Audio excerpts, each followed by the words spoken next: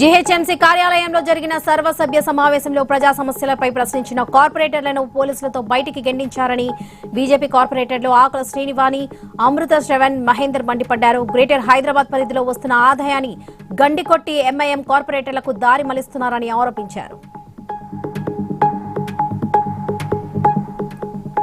ప్రపంచ మత్స్యకార దినోత్సవ వేడుకలు కాకినాడ జిల్లా చిరయానంలో ఘనంగా జరిగాయి. ఈ కార్యక్రమానికి ఎమ్మెల్యే దాట్ల సుబ్బరాజు హాజరయ్యారు. మత్స్యకారులు సంప్రదాయ చేపల వేటను విడిచి ఆధునిక పద్ధతుల వైపు కొనసాగాలని కోరారు. మత్స్యకార అభివృద్ధి సంక్షేమానికి కూటమి ప్రభుత్వం పెద్దపీట వేస్తుందని కేంద్ర మంత్రి శ్రీనివాస్ వర్మ, మంత్రి నిమ్మల రామనాయుడు తెలిపారు. పశ్చిమ గోదావరి జిల్లా నరసాపురంలో ప్రపంచ మత్స్యకార దినోత్సవాన్ని జరుపుకున్నారు. మత్స్య సంపద ఎగుమతి వల్ల ప్రభుత్వాలకు ఆదాయంతో పాటు లక్షలాది మందికి ఉపాధి లభిస్తుందన్నారు. పార్వతీపురం మన్యం జిల్లా కలెక్టర్ కార్యాలయంలో మంత్రి అచ్చెన్నాయుడు సమీక్ష సమావేశం నిర్వహించారు. 2 ఏళ్లలో డోలీలు లేని గ్రామాలుగా తీర్చిదిద్దడానికి ప్రణాళికలు సిద్ధం చేస్తున్నామన్నారు. ప్రతి గ్రామానికి ఆటో అంబులెన్స్ వెళ్లేలా చర్యలు తీసుకుంటామని మంత్రి తెలిపారు. రైతుల సంక్షేమమే రేవంత్ రెడ్డి ప్రజాప్రభుత్వ లక్ష్యమని ఎమ్మెల్యే గండ్ర సత్యనారాయణరావు అన్నారు. నేరేడుపల్లి, ప్రగతి సింగారం, వసంతాపూర్, కొప్పుల గ్రామాలలో వరి ధాన్యం కేంద్రాలను ఎమ్మెల్యే ప్రారంభించారు.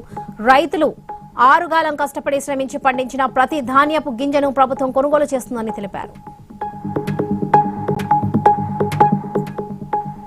తిరుచానూరులో శ్రీ పద్మావతి అమ్మవారి బ్రహ్మోత్సవాలు ఘనంగా జరిగాయి. వాళ్ళ గజవాహనంపై అమ్మవారు ఊరేగారు. గజగరుడ వాహనాల్లో అమ్మవారికి కాసుల ఆహారంతో అలంకరణ చేశారు. ఓ వ్యక్తి వైద్యం వికటించి చనిపోవడంతో ఆగ్రహించిన బంధువులు ఆసుపత్రిపై దాడి చేసిన ఘటన సికింద్రాబాద్ లో చోటు చేసుకుంది. 3 రోజుల క్రితం లివర్ తో స్టోన్స్ కు ఆపరేషన్ కోసం శ్రీనివాస్ అనే వ్యక్తి అడ్మిట్ అయ్యాడు. లక్షల్లో బిల్లు చెల్లించిన అనంతరం సర్జరీ చేసిన మృతి చెందాడని చెప్పడంతో ఆగ్రహం వ్యక్తం చేశారు. గుంటూరు జిల్లా మంగళగిరి మైనారిటీ సెల్ విభాగం ఆధ్వర్యంలో 1 కోటి సంతకాల సేకరణ కార్యక్రమం నిర్వహించారు. కూటమి ప్రభుత్వం తీసుకున్న నిర్ణయానికి వ్యతిరేకంగా సంతకాలు చేసి వారి మద్దతును తెలిపారు.